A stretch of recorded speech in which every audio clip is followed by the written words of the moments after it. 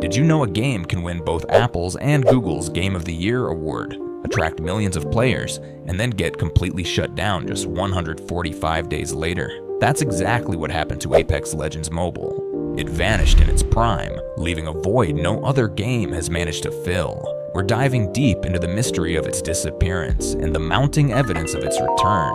We'll connect the dots between corporate statements, rumored partnerships, and quiet developer moves to map out what the future of Apex Mobile could look like. Stick around to hear our final, bold prediction on when we think it's coming back. Imagine a blockbuster movie winning Best Picture at the Oscars and then being pulled from all theaters and streaming services forever the very next day. That's the scale of what happened with Apex Mobile. This wasn't a struggling game. It was a critical and commercial success story that suddenly hit a brick wall. The suddenness of the decision created a trust vacuum, making players wary of investing time or money in a game that could be ripped away without warning. Never forget that a game's health isn't just measured in downloads, but in the community's faith in its future. So what made Apex Mobile so special in the first place? It wasn't just a lazy port of the PC and console version. It was a masterpiece of adaptation, boasting exclusive mobile-only legends like Fade and Rhapsody, and a unique legend perk system that allowed for deeper strategic customization. This created a gameplay meta that felt both familiar and refreshingly distinct, giving mobile players their own world to master.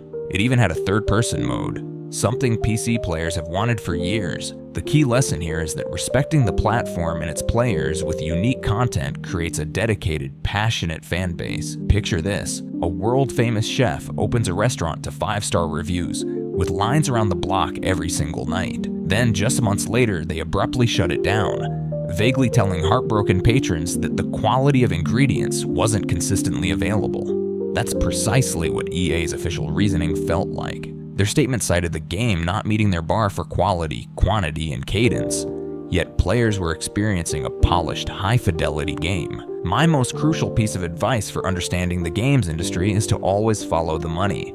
A title like Apex Mobile isn't just a game. It's a massive, living service that incurs breathtaking costs for server maintenance, global marketing, and multi-million-dollar esports circuits. If the revenue model isn't hitting its aggressive quarterly targets, it becomes a financial black hole, no matter how beloved the gameplay is.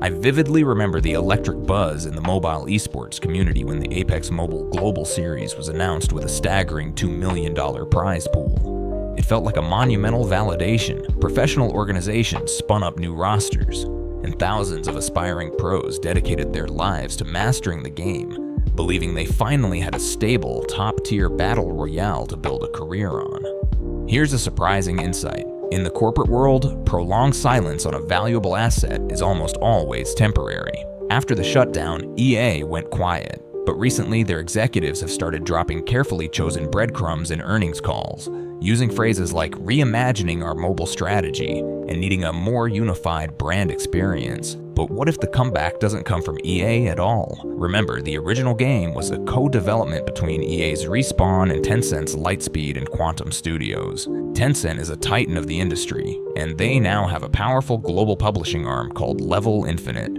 It's entirely plausible that Tencent, having built the original game's foundation, could negotiate a deal to relaunch it themselves, separate from EA's direct oversight. Imagine waking up not to an announcement from EA, but from a publisher like Level Infinite. The game is back, titled Apex Legends Global Version. It has the characters and gameplay you love, but the branding, store, and event schedule feel entirely new and different.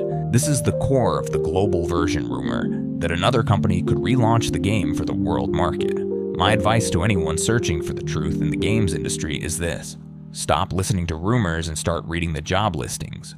EA and Respawn have posted numerous roles for a new mobile ecosystem, specifically seeking talent with experience in launching and operating live service mobile FPS games. Here's a surprising insight. For a relaunch to succeed, the developers must understand that what they choose not to change is more important than what they add. The mobile exclusive legends like Fade and Rhapsody, the unique legend perk system, and the fluid third-person mode are the soul of Apex Mobile. To remove them would be a catastrophic error, signaling to the old community that their history doesn't matter. My advice for the developers of a new Apex Mobile is to treat monetization not as a necessary evil, but as a core feature that requires elegance and respect. The original game's player-friendly model was a breath of fresh air, but it likely failed to meet aggressive revenue targets. The solution isn't to swing the other way into frustrating gacha mechanics. Let's paint a picture of the ultimate game changer: true seamless cross-progression. Imagine grinding out the last few levels of your battle pass on your PC after work. The next day, you're in a waiting room, you log in on your phone, and everything is there.